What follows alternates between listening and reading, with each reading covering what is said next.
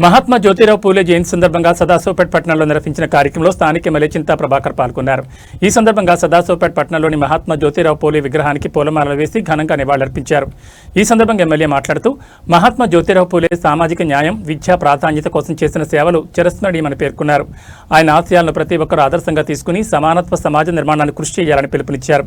ఈ కార్యక్రమంలో పట్టణాధ్యక్షుడు చీలమల్లన్న, ప్రధాన కార్యదర్శి వీరేశం, మున్సిపల్ మాజీ వైస్ చైర్మన్ చింతా గోపాల్, కౌన్సిలర్లు నజీర్, నాగుల మానెమ్మ విజయ్, నాయకులు ముబీన్ ఖాజా, లతీఫ్, రాజు, జబ్బర్, ప్రవీణ్, వాహబ్ తదితరులు పాల్గొన్నారు.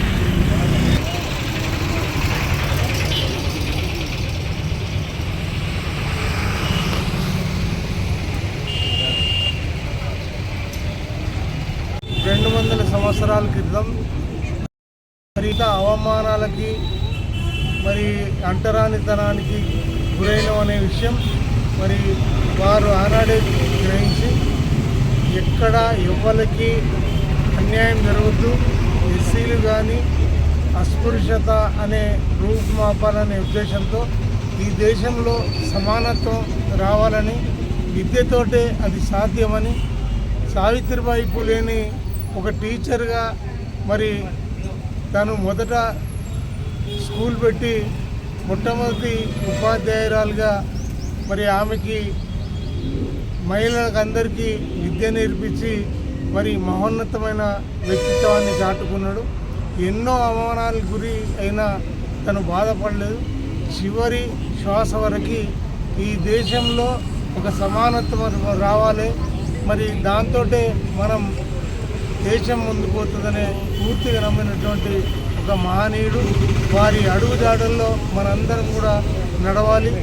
వారు నేర్పినటువంటి మరి విధానంలో మనం ముందుకు నడవాలని మనస్ఫూర్తిగా కోరుకుంటూ సెలవు.